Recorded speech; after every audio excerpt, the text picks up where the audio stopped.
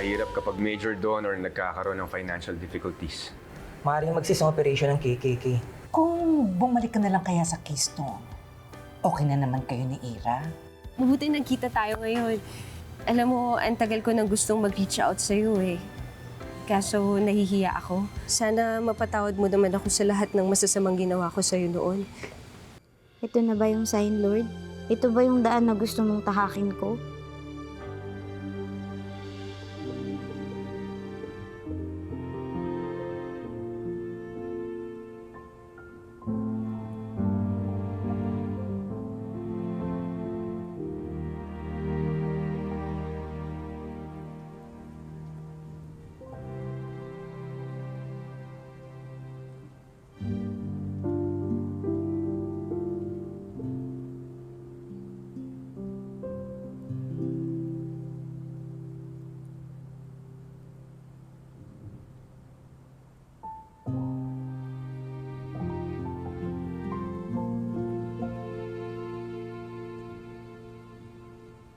Naniniwala ako na ang batas ay para sa lahat.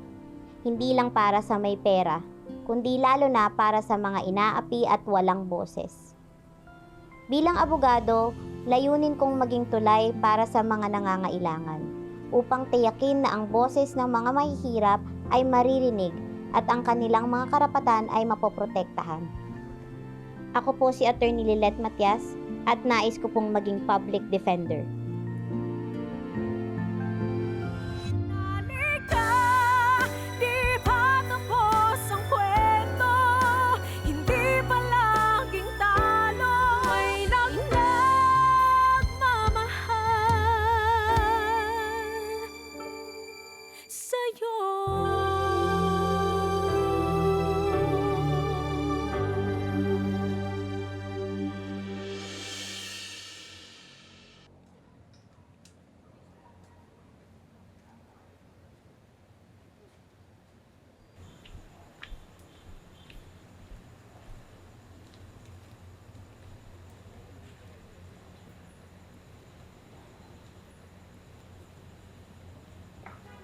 Inang, ano pang iniisip niyo? Madami. Tulad ng mga naglalakad sa kalsada. Sa amot-sari. Alam mo, Lilet, simula nang kargahin kita sa mga braso ko, alam ko na magiging mabuti kang tao. Alam ko, hindi madali mga pinagdaanan natin. Basta ha, lagi mong tatandaan na sa likod mo lang si Tinang para suportahan ka sa lahat ng bagay.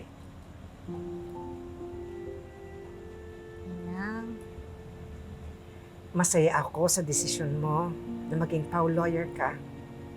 Dahil yan naman talaga ang pangarap mo, ang makatulong sa mga pangkaraniwang tao na walang pambayad sa abogado. Tulad ko noon, umasa ako sa PAW lawyer hanggang ikaw na yung nagtanggol sa akin. sarap po kasi sa pakiramdam na makatulong sa iba eh. Na hindi basta pera lang yung batayan kung bakit ginagalingan mo dun sa ginagawa mo. Opo, kailangan natin ng pera. Pero hindi lang naman po pera yung bumubuhay sa atin eh. Ito yung alab ng puso. At mainit na nag-aalab yan para sa mga katulad natin. Hindi lang ako ang masaya na magiging PAW lawyer ka. Lalo na ang nanay mo, si Attorney Mar. Masayang-masaya siya sa langit dahil ipagmamalaki niya ang anak niya. At sigurado ako na lagi lang siyang nandyan para i-guide ka sa bagong path na tatahakin mo sa buhay.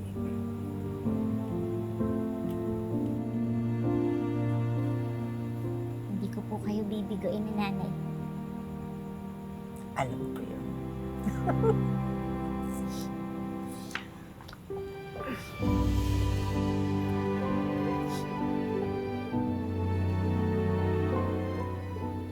Babutihin ko po, Tina.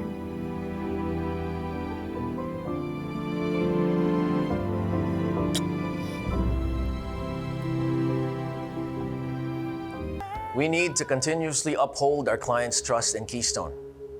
And with that being said, I have full faith in the capabilities of all of our lawyers here. And with your support, thank you, Sabrina. And with your support, my job as principal managing partner will be that much easier. Ternera, I need you to focus on our client in Batangas, okay? They're a multinational corporation, and I need you to do a thorough evaluation of their intellectual property protection and compliance. Pag-aralan mo mabuti yun. You'll need to do a detailed opinion on how we should proceed with any potential litigations when it comes to any IP infringement disputes. Because right now, that's their main concern in that area. So I'll expect a detailed emailed report from you by this afternoon. Okay, I'll do that. I'll start to get the necessary documents from the corporation and start a review. Okay, good. Because I'm also assigning you to handle estate planning for our high net worth client, Mr. Del Rosario. With that, you'll need to set up trusts, draft wills, and ensure proper tax planning so we can minimize any potential inheritance tax issues down the road. You'll need to call him right away, and you'll need to make a draft of the plan. Mamaya, email mo rin sa akin yun. What? Both? Today? Well, yes, attorney. I mean, you are more than capable, right? Like I said, we have several high-profile clients, and we need to give top-tier service to all of them.